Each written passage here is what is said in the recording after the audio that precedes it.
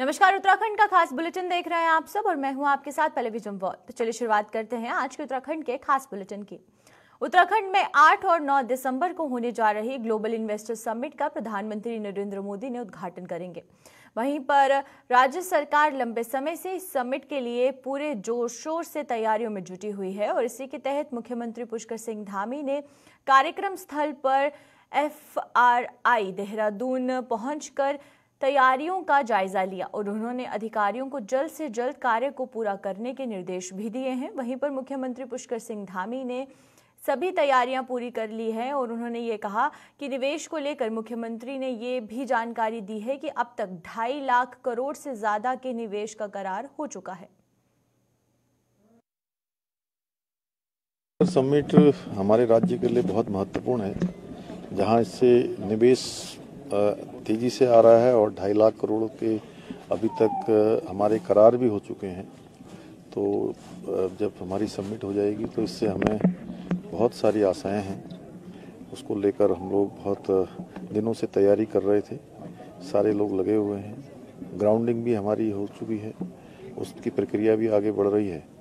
इससे जहां निवेश बढ़ेगा, हमारे राज्य की आर्थिकी बढ़ेगी, इसके साथ साथ नौजवान युवाओं को रोजगार भी मिलेगा। और हमारी प्राथमिकता यह भी है कि जो अधिक से अधिक रोजगारों का सृजन करने वाले निवेशक होंगे उनको हम अपने यहाँ प्राथमिकता देंगे।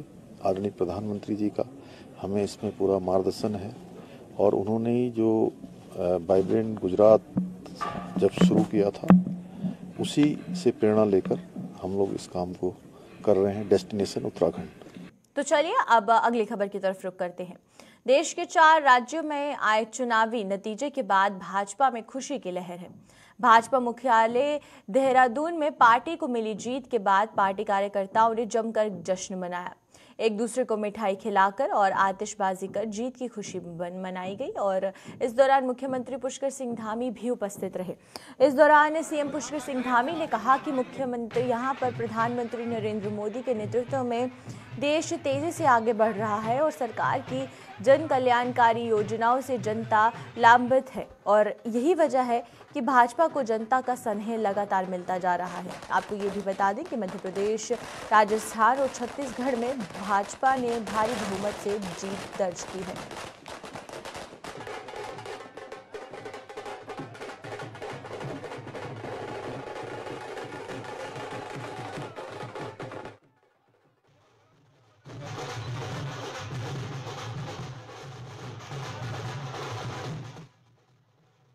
जनता ने अपने मन की बात बता दी है कि 2024 में मोदी जी के नेतृत्व में देश के अंदर प्रचंड बहुमत की सरकार बनने वाली है। जिस प्रकार से मध्य प्रदेश के अंदर सरकार दोबारा बनी है, रिपीट हुई है, ये सुशासन की जीत है। राजस्थान और छत्तीसगढ़ में जिस प्रकार से कांग्रेस की विदाई हुई है, जनता ने तुष्टीकरण, परिवारवाद और सनातन के खिलाफ अपना मत दिया है और इस प्रकार की राजनीति को किनारे किया है। जो सनातन और तुष्टीकरण के पक्ष विरोध में रहे हैं उनको किनारे करने का काम किया। तेलंगाना में भारतीय जनता पार्टी का मत प्रतिशत पहले से बढ़ा है। मैं सभी राज्यों में भारतीय जनता पार्टी की सरकार जहां निर्वाचित हो रही है उनको मैं बधाई देता हूं, वहां के कार्यकर्ताओं को बधाई देता हूं, केंद्रीय नेतृत्व को भी बधाई देता हूं और वहां के प्रदेश के कार्यकर्ताओं को और नेतृत्व को बहुत बहुत बधाई। आम जनता को, सामान्य जनता को बधाई। और 2023 का ये सेमीफाइनल था और फाइनल का आगाज जनता ने स्वयं कर दिया है। धन्यवाद। मोदी जी का मंत्र और जनता का विश्वास इस जीत का आधार है। अब जनता जातिवाद नहीं अपितु विकासवाद को समर्थन दे रही है, जिसका उदाहरण चुनाव में हमने देखा है। भाजपा सरकारों के कार्यों को जनता धरातल पर देख रही है और उस जनादेश में वो परिवर्तित हो रहा है। किसी भी राज्य में और केंद्र में अब जनता केवल विकास चाहती है और विकास के लिए जनता मोदी जी के साथ है, भारतीय जनता पार्टी के साथ खड़ी है। इसका उदाहरण हम 4 में से 3 राज्यों में हमने देखा है। पहाड़ों की रानी मसूरी में मंडल अध्यक्ष राकेश रावत के नेतृत्व में 3 राज्यों में हुई भाजपा की प्रचंड जीत के उपलक्ष्य में मॉल रोड स्थित ग्रीन चौक पर सैकड़ों भाजपा कार्यकर्ता इकट्ठे हुए और जीत का जश्न मनाया। इस मौके पर भारत माता की जय, नरेंद्र मोदी जिंदाबाद और भारतीय जनता पार्टी जिंदाबाद के जोरदार नारे लगाए गए। साथ ही पटाखे छोड़कर मिष्ठान वितरण भी किया गया।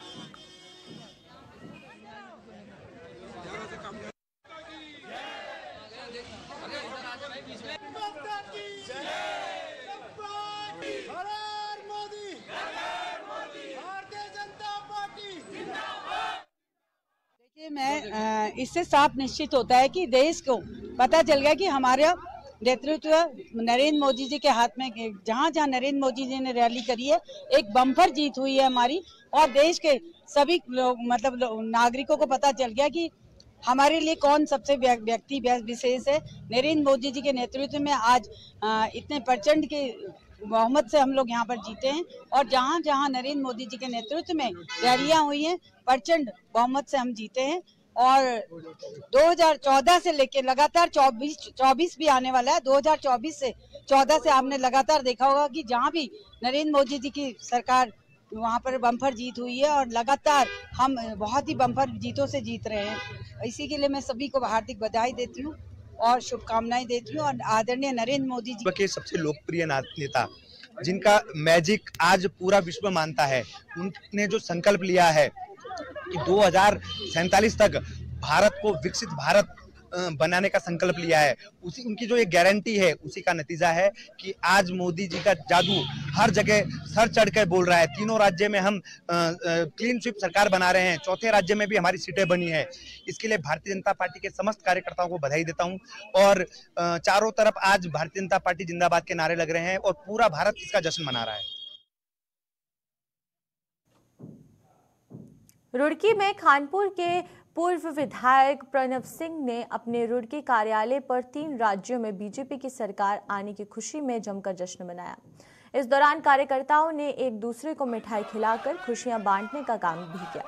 वहीं पर प्रणव सिंह ने कहा है कि तीनों राज्यों में भाजपा पूर्ण बहुमत से आई है और जिसको देखकर लगता है कि उत्तराखंड में धाकड़ धामी और केंद्र में नरेंद्र मोदी जी का जलवा आज भी बरकरार है, जिसके चलते इतनी बड़ी जीत हुई है।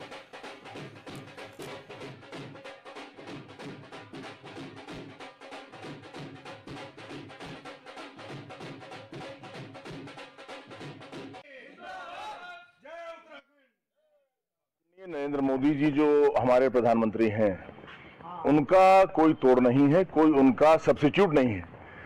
विपक्षी पार्टियां चाहे इंडिया बना लें, हिंदुस्तान बना लें, कुछ बना लें, हमारा जो भारत है, भारत में मोदी जी का कोई तोड़ नहीं है। कल हम शादी में जा रहे थे, मेरे साथ छोटे भाई चौधरी राम कुमार जी थे। एक इनके साथ बड़ा जद्दोजहद में पड़ गए, राजस्थान के कोई गवर्नमेंट सर्विस के वो गैजेटेड अफसर थे कि साहब हमारे गहलोत जी ने ये कर दिया, वो कर दिया, और उस बार तो बीजेपी का पत्ता साफ हो गया। कल की बात बता रहा हूँ। चौधरी साहब का जवाब था कि साहब ऐसा कुछ भी कर दिया हो, हमारे मोदी जी का जलवा है। और मैंने कहा जलवा नहीं है, इंशाल्लाह जलाल है। तो आज आपने सबने देख लिया, जलवा और जलाल हमारे आदरणीय मोदी जी का, नमो जिंदाबाद। और ये लोकसभा चुनाव के लिए एक प्रेल्यूड साबित होगा। आज जो हम 3 राज्यों में जीत के आ रहे हैं, इतने बहुत बड़े मार्जिन के साथ, इसने हमारा आत्मविश्वास मजबूत किया है कि भारतीय जनता पार्टी के अंदर लोगों का विश्वास बढ़ा है और मोदी जी के नेतृत्व में जो राष्ट्र धर्म और राष्ट्रभक्ति का परचम लहराया जा रहा है, उसको फुल स्केल एक्सेप्टेंस मिल रही है और भारत का युवा अपना भविष्य नरेंद्र मोदी में तलाश रहा है। लोकसभा चुनाव बिल्कुल मैंने कहा ना शर्तिया रूप से कि ये जो इन 3 राज्यों में हमने फतह हासिल की है, ये एक तरह से हमारी पटकथा लिख रही, पृष्ठभूमि बना दी है इसने आने वाले लोकसभा के चुनाव में। हमारे उत्तराखंड में भी धाकड़ धामी हमारे प्रिय भाई मुख्यमंत्री पुष्कर सिंह धामी जी उत्तराखंड में, और केंद्र में आदरणीय नरेंद्र मोदी जी, पूरी की पूरी लोकसभा सीटें 5 उत्तराखंड में भाजपा जीतेगी। और भारतवर्ष में जो 3 और 3 इस बार यानी 303 सीट आई थी, वो बढ़कर के 400 सीट हम लोग जीतेंगे। कांग्रेस के लिए क्या? के लिए कुछ नहीं कहूंगा, मुझे उनसे मतलब क्या है, जिस राह नहीं जाना उसके कोस क्यों गिनने। तीन राज्यों में हुई कांग्रेस की करारी हार पर हल्द्वानी विधायक सुमित हृदेश ने कहा है कि हम जनता द्वारा किए गए फैसले का सम्मान करते हैं। हिंदी भाषी राज्यों में हो रहे नुकसान की हमें समीक्षा करनी होगी और उन्होंने कहा कि हमें उम्मीद थी कि तीनों राज्यों में कांग्रेस मजबूती से सरकार बनाएगी, लेकिन हिंदी भाषी राज्यों में धार्मिक उन्माद में भावना से नतीजे बदल रहे हैं। और सुमित्रा हृदयेश ने यह भी कहा है कि लोकसभा चुनाव से पहले कांग्रेस अलकमान को बैठकर हार की समीक्षा करनी होगी। वहीं पर तेलंगाना में सरकार बनने पर उन्होंने वहां के संगठन को बधाई दी। उनका कहना है कि दक्षिण में कांग्रेस पार्टी पहले से ज्यादा मजबूत हो रही है।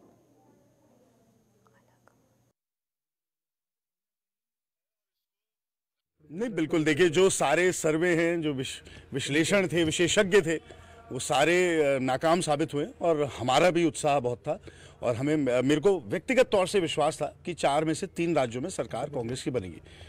मेरे को बेहद खुशी है तेलंगाना कांग्रेस के संघर्ष के लिए और रेवंत रेड्डी जी ने जिस प्रकार से वहाँ पे लीडरशिप दिखाई है और कांग्रेस वहाँ पे शून्य से उन्होंने बिल्कुल वहाँ पे सरकार की भूमिका में अब वहाँ पे रहेगी और मैं उनको बहुत बधाई देता हूँ। दक्षिण भारत में कांग्रेस बहुत मजबूत स्थिति में है। ये लोकसभा चुनाव के मद्देनज़र एक बेहद ही महत्वपूर्ण आकलन है और लेकिन हाँ, जो हमारे हिंदी भाषी राज्य हैं वहाँ पे कहीं ना कहीं ये नुकसान हो रहा है, लगातार हो रहा है और ये नुकसान धार्मिक उन्माद मेरे हिसाब से बहुत बड़ा इसमें फैक्टर है। क्योंकि अगर आप राजस्थान की बात करें तो वहाँ पे लोक हित की ऐसी योजनाएं चला रही थी कि 25-25 लाख रुपए तक का इलाज मुफ्त में था और सिलेंडर 500 रुपये में दे रहे थे। ओपीएस लागू कर दिया। तब भी ये जो विषय हैं जनता को, खैर जनता जनार्दन और लोकतंत्र जो भारत है और जो सबसे बड़ा लोकतंत्र है इस विश्व का, तो उनका जो जनमत है उसको हम नमन करते हैं, उसका साधुवाद करते हैं। लेकिन फिर भी कहीं ना कहीं जो जनहित के मुद्दे हैं वो कहीं ना कहीं बैक स्टेप ले रहे हैं और ये जो धार्मिक उन्माद है ये आगे आ रहा है हिंदी भाषी राज्यों में। कांग्रेस को हाई कमान को बैठ के समीक्षा के साथ साथ इसका आकलन करके इसे काउंटर करने का एक रणनीति बनानी पड़ेगी लोकसभा। प्रदेश भर में नगर पालिका, नगर निगम या नगर पंचायत के अध्यक्ष पदों का कार्यकाल खत्म हो गया है, जिसके बाद प्रशासनिक अधिकारी नगर पंचायतों का कार्यभार संभाल रहे हैं। इसी क्रम में जनपद उधम सिंह नगर के जसपुर नगर पालिका और वहीं पर महुआड़ा बरा नगर पंचायत का कार्यभार उप जिलाधिकारी जसपुर गौरव चटवाल ने संभाला। जैसे कि आपको पता है कि जो नगर पालिका के अध्यक्ष का कार्यकाल था वो 2 जून को ख़त्म हो गया है, तो उसके परिप्रेक्ष्य में जिलाधिकारी महोदय द्वारा हमको जो है ये कहा गया है कि हम प्रभारी अधिकारी के रूप में यहाँ चार्ज लें। तो मैं आज यहाँ पे चार्ज लिया है और मेरी यह अपेक्षा है नगर पंचायत से कि उसको जो कार्य करने होते हैं जनता के लिए वो सब कार्य करें और अपने जनता के लिए कार्य करने के साथ जो ऑफिस है उसको भी अभी डेकोरम ठीक से मेंटेन करें। और इनको ये समझाया गया है कि आप लोग जो है अपने कार्य को बहुत ही ईमानदारी और त्वरित गति से करें ताकि आम जनता को सभी कार्यों का जो भी नित्य कार्य हैं या जो भी आगे होने वाले कार्य हैं उसमें जनता को ज़्यादा से ज़्यादा सुविधा मिल सके, यही हमारा उद्देश्य है। तो नेचुरल प्रोसेस है, हम कहीं जाते हैं तो थोड़ा सा कुछ गलतियाँ होती हैं तो उनको बोला गया, कोई फटकार की बात नहीं है, उनको समझाया गया है कि आप अपने कार्य में सुधार लाएँ। राजधानी देहरादून से अप डाउन करने वाले 8 ट्रेन अगले 3 महीने तक प्रभावित रहेंगी। आपको बता दें कि रेलवे में ट्रैक पर इंटरलॉकिंग कार्य के चलते ये निर्णय लिया गया है और साथ ही ट्रेनों के निस्तारण की तिथियां भी जारी कर दी गई हैं। ऐसे में ट्रेनों के संचालक बंद होने से यात्रियों को खासी परेशानियों का सामना करना पड़ सकता है। जानकारी के लिए आपको ये भी बताएं कि स्टेशन सुपरिटेंडेंट विपुल नोटियाल ने बताया है कि आगामी 3 माह तक ट्रेनों का संचालन, ट्रेनों की पटरियों के कार्य व आगामी दिनों में कोहरे के चलते संचालन बंद किया जा रहा है और ये आदेश आगामी 3 महीने तक प्रभावी रहेगा। हालांकि जिन 8 ट्रेनों का संचालन बंद किया गया है, हालांकि इनमें से कई ट्रेनें हैं जो बीच बीच में संचालित होती रहेंगी ताकि यात्रियों को कोई असुविधा ना हो। स्टेशन से जो अफेक्टेड है हमारे स्टेशन की तरफ की, ये है 8 ट्रेनें। इसमें से आपके जैसे आपके 1 2 3 4 हाँ 2 हैं आपके इधर की लखनऊ साइड की, जो बनारस है 41 51 19 51 20 जनता बोलते हैं जिसको जनता एक्सप्रेस, वो है आपके। ये ऑल्टरनेट डेज में कैंसिल हो रही हैं। ये जैसे पहले होता था कि पूरे महीने पर कैंसिल कर दिया, अब ऑल्टरनेट डेज से आज आएगी तो कल नहीं आएगी, ऐसे करके आज चलेगी तो कल नहीं चलेगी, ऐसे करके कैंसिल हो रही होंगे। ये एक है आपकी जनता जो आपकी जाएगी लखनऊ वाराणसी, ठीक है। और दूसरी आपकी है दिल्ली साइड की, जैसे आपकी नंदा देवी हो गई और आपके उज्जैन हो गई, इंदौर हो गई, ये गाड़ियाँ हैं आपकी अलग अलग डायरेक्शंस की। जैसे कई आपके लखनऊ साइड की हैं, कई आपके दिल्ली इंदौर साइड की है। ये अलग ट्रेन के अलग अलग ड्यूरेशन है इनका। और इसका मेन कारण इसका ये है, देखिए पहला तो फॉग के टाइम में हर साल रहता है ऐसा, ट्रेन बहुत ज़्यादा लेट हो जाती हैं तो पैसेंजर को इनकन्वीनियंस रहती है, तो इसलिए करते हैं इनको कैंसिल करके शॉर्ट ट्रैक चलाते हैं कई कई जगह पे, ताकि पैसेंजर को सुविधा रहे। और आपके सेकंड रीज़न रहता है, जैसे कोई मेजर काम होते हैं वो लोग इस टाइम पे पूरा कवर करते हैं, क्योंकि इस टाइम में ट्रेन कैंसिल रहती हैं। तो काफ़ी प्रोजेक्ट्स होते हैं, जैसे अभी मथुरा में हो रहा है हमारा, तो उस चक्कर में भी ट्रेन कुछ कैंसिल कर रहे हैं। नशे की लत से छुटकारा पाने के लिए लोग नशा मुक्ति केंद्रों का सहारा लेते हैं, लेकिन प्रदेश भर में चलने वाले नशा मुक्ति केंद्रों की अब तक रजिस्ट्रेशन नहीं हुई है। लंबे समय से प्रदेश भर में संचालित हो रहे नशा मुक्ति केंद्रों ने अब तक ना रजिस्ट्रेशन करवाई है और ना ही मानकों पर खरे उतरे हैं। ऐसे में अब प्रदेश भर में संचालित हो रहे तमाम नशा मुक्ति केंद्रों को मानसिक स्वास्थ्य प्राधिकरण के तहत रजिस्ट्रेशन करवाना अनिवार्य होगा।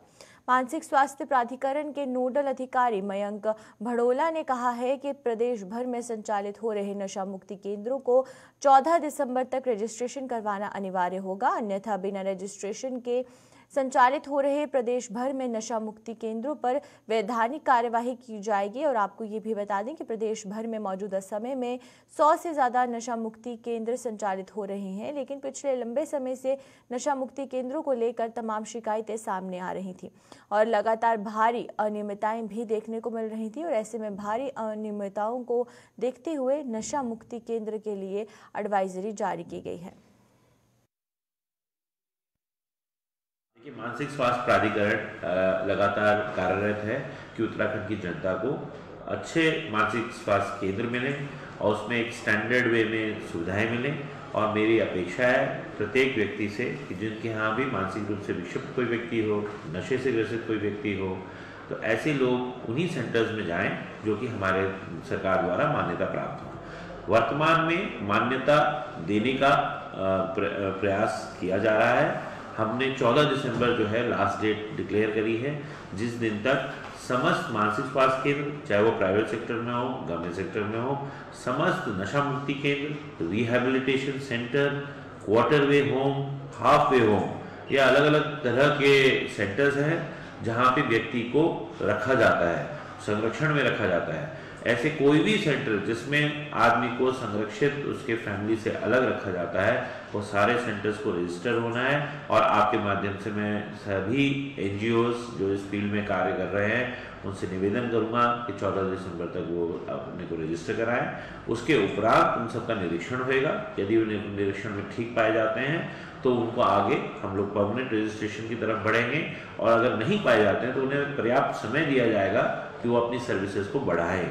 जो हमारे मिनिमम स्टैंडर्ड्स बनाए गए हैं उस तक आने की कोशिश करें, जिससे कि हम प्रदेश की जनता को सुचारू उपचार दे सकें। अभी तक रजिस्ट्रेशन को लेकर क्या कुछ रुझान मिला? इसमें हमारा जो एक्ट है वो बड़ा क्लियर है। उसमें पहले से ही डिफाइंड है कि आपको रजिस्ट्रेशन कराना मैंडेटरी है। आज के टाइम में ये मैंडेटरी हो गया है। तो अगर यदि कोई सेंटर उसके बाद पाया जाता है कि जो बिना रजिस्ट्रेशन के रन कर रहा है, तो उसके ऊपर उचित कार्रवाई एक्ट के तहत दिए गए प्रावधानों के अंतर्गत उचित कार्रवाई करी जाएगी। इसमें दंड भी है और साथ में जेल का भी प्रावधान है। श्रीनगर से ऋषिकेश आ रहे एक ट्रक ट्रॉला देवप्रयाग में चालक के नियंत्रण से बाहर होकर गहरी खाई में गिर गया और दुर्घटनाग्रस्त हो गया। इस हादसे की सूचना मिलते ही एनडीआरएफ की टीम ने मौके पर पहुंचकर रेस्क्यू ऑपरेशन चलाकर अत्यधिक विषम परिस्थितियों के बीच कड़ी मशक्कत के बाद वाहन में फंसे चालक को बाहर निकाला। वहीं पर घायल चालक की पहचान 24 वर्षीय दीपचंद पुत्र सुग्रीव गोस्वामी निवासी ग्राम सुंदरपुर जहांगीरगंज यूपी के रूप में की गई है और पुलिस ने मामला दर्ज कर हादसे की जांच को शुरू कर दिया है।